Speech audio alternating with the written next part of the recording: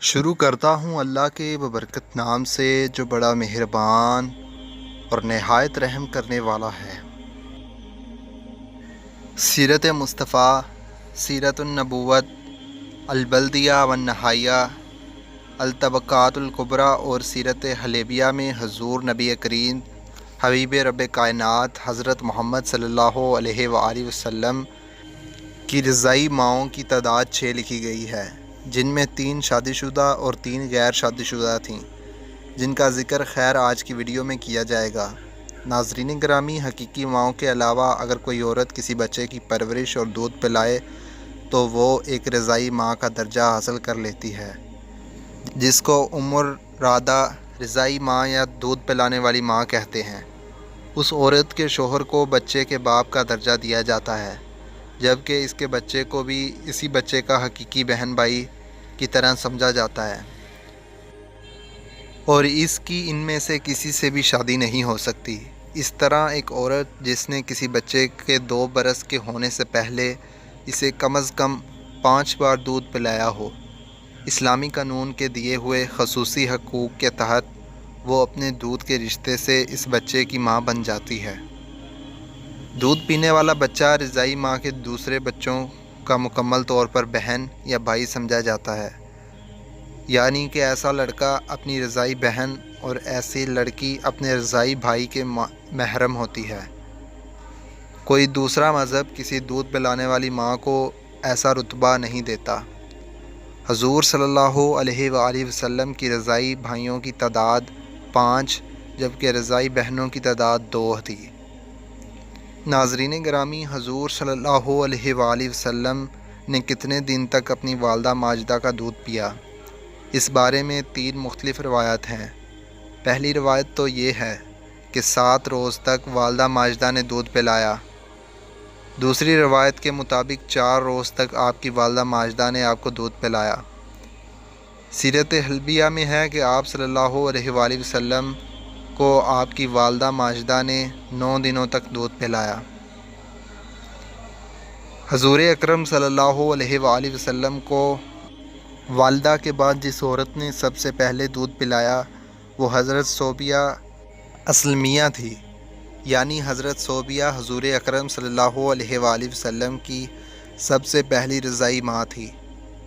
اس کو امام بخاری نے 5101 میں روایت کیا ہے کہ والدہ ماجدہ کے بعد حضرت حلیمہ سعدیہ کے پاس جانے سے پہلے آپ کے چچا ابو لہب کی باندی حضرت صوبیہ نے دودھ پلایا۔ جس وقت آپ صلی اللہ علیہ وآلہ وسلم نے دودھ پیا اس وقت وہ آزاد ہو چکی تھیں، کیونکہ ابو لہب کو بھتیجے کی ولادت کی خبر حضرت صوبیہ نے جس وقت دی تھی اس وقت ابو لہب نے ان کو آزاد کر دیا تھا۔ اس کا صلہ ابو لہب کو بھی ملا کہ اسے جہنم کی دہکتی ہوئی آگ میں تھوڑا سا پانی نصیب ہو گیا۔ روایت میں ہے کہ جب ابو لہب مر گیا تو کسی گھر والے نے اس کو خواب میں برے حال میں دیکھا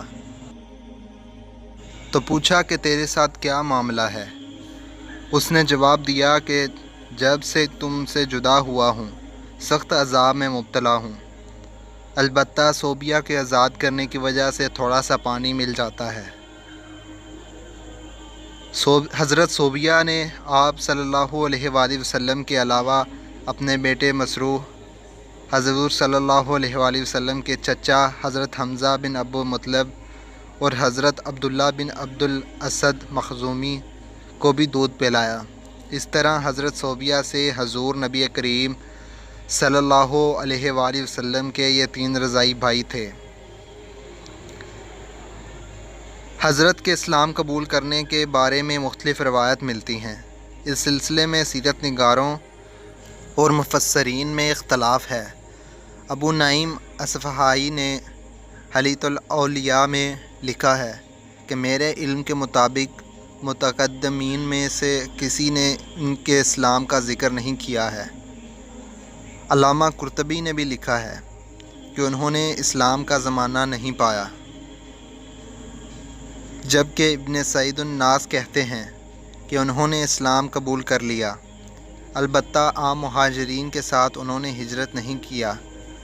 اور علامہ علاء الدین مغلطائی نے مستقل ایک رسالہ لکھ کر ان کے اسلام کو ثابت کیا ہے، جس میں انہوں نے یہ بھی لکھا ہے کہ ابن حبان نے ایک حدیث کو صحیح قرار دیا ہے جس سے ان کا مسلمان ہونا ثابت ہوتا ہے، اور بعض حضرات نے ذکر کیا ہے کہ نبی اکرم صلی اللہ علیہ وآلہ وسلم کو جس نے خاتون نے بھی دودھ پلایا وہ مشرف با اسلام ہوئی۔ حضور اکرم صلی اللہ علیہ وآلہ وسلم جب مکہ سے مدینہ ہجرت فرما گئے تو حضرت صوبیہ مکہ میں ہی رہیں۔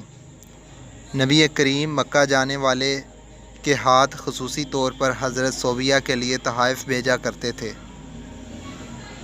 غزوہ خیبر کے بعد 7 ہجری میں حضور صلی اللہ علیہ وآلہ وسلم کو اپنی پہلی رضائی والدہ حضرت صوبیہ کی انتقال کی خبر ملی تو آپ غمزدہ ہو گئے۔ اس موقع پر خیبر پہنچنے والے سے حضور اکرم نے پوچھا کہ حضرت صوبیہ کے بیٹے اور میرے رضائی بھائی مسروع کا کیا حال ہے؟ آپ کو یہ بتایا گیا کہ مسروع تو حضرت صوبیہ سے پہلے ہی وفات پا چکا ہے اور اب ان کا کوئی باقی نہیں رہا۔ عربوں میں یہ رواج تھا کہ نئے پیدا ہونے والے بچے کو خالص عربی زبان سیکھنے اور دیہات کے پاک و صاف آب و ہوا میں مخلوط تہذیب سیکھنے کے لیے کسی گاؤں میں بھیج دیا جاتا۔ شرفاً عرب میں جاری اس دستور کے مطابق بنو سعد کی عورتیں شیر خوار بچوں کو مکہ آ کر تلاش کرتیں اور خصوصی اجرت اور معاوضہ حاصل کرنے کی غرض سے انہیں لے جاتیں۔ جس سال نبی کریم صلی اللہ علیہ وآلہ وسلم کی ولادت باسعادت ہوئی تو حسب رواج بنو سعد کی خواتین مکہ آئیں، جن میں حضرت حلیمہ سعدیہ بھی شامل تھیں۔ تمام خواتین نے آپ صلی اللہ علیہ وآلہ وسلم کے گھر کی خستہ حالی اور آپ کی یتیمی کو دیکھ کر انکار کر دیا تو حضرت حلیمہ سعدیہ نے اللہ سے برکت کی امید لگا کر اس یتیم کو لے لیا جو در حقیقت یتیم نہیں بلکہ در یتیم تھا۔ اس مولود کے مبارک ہونے کا احساس حضرت حلیمہ اور ان کے شوہر کو اسی وقت سے ہونا شروع ہو گیا جس وقت انہوں نے ان کو گود لیا۔ چنانچہ اگلے دن ہی ان کے شوہر نے اپنے احساسات کا ان کے الفاظ میں اظہار کیا، اے حلیمہ خوب جان لو، بے شک تم نے ایک بہت ہی مبارک اور بابرکت بچے کو لیا ہے۔ یوں حضرت حلیمہ حضور اکرم صلی اللہ علیہ وآلہ وسلم کی دوسری رضائی ماں بنی۔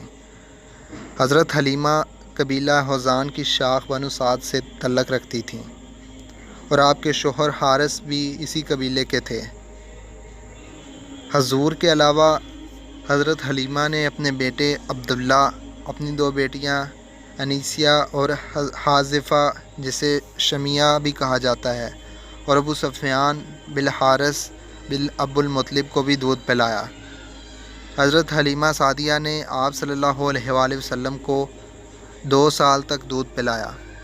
مدت رضاعت مکمل ہونے پر دودھ چھڑا کر حسب معاہدہ آپ کو مکہ لے کر تو آ گئیں، لیکن ان کی تمنا تھی کہ اس مبارک مولود کو کچھ دنوں مزید رکھنے کی سعادت مل جائے۔ ادھر جب مکہ پہنچیں تو معلوم ہوا کہ مکہ میں وبا پھیلی ہوئی ہے، تو ان کی گزارش پر آپ کی والدہ اور دادا نے ان کی گزارش کو قبول کرنا ہی بہتر سمجھا۔ اس طرح آپ صلی اللہ علیہ وآلہ وسلم دوبارہ حضرت حلیمہ کے پاس ہی رہے اور 4 سال کی عمر تک آپ صلی اللہ علیہ وآلہ وسلم ان کے پاس ہی رہے۔ 4 سال کی عمر میں وہ آپ کو آپ کے والدہ ماجدہ حضرت آمنہ کے پاس لے کر آ گئے۔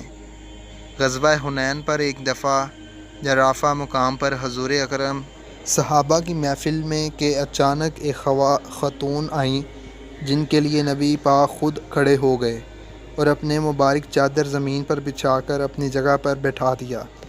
صحابی رسول حضرت ابو الطفیل کہتے ہیں کہ میں نے صحابہ سے پوچھا کہ یہ کون ہے؟ تو صحابہ نے جواب دیا کہ یہ رسول اللہ صلی اللہ علیہ وآلہ وسلم کی رضائی ماں حضرت حلیمہ سعدیہ رضی اللہ تعالیٰ عنہ ہیں۔ حضرت حلیمہ کی وفات مدینہ میں ہوئی اور جنت البقیع میں آپ کو دفن کیا گیا۔ حضور صلی اللہ علیہ وآلہ وسلم کی تیسری رضائی ماں حضرت ام فروہ تھیں۔ سیرت نگاروں نے لکھا ہے کہ آپ کو بنو سلیم کی 3 کنواری لڑکیوں نے بھی دودھ پلایا۔ انہوں نے اپنا سینہ جوں ہی نبی اکرم صلی اللہ علیہ وآلہ وسلم کے منہ سے لگایا یا دودھ جاری ہو گیا جسے آپ نے پیا، اور اتفاق یہ ہے کہ ان تینوں کا نام عاتقہ تھا۔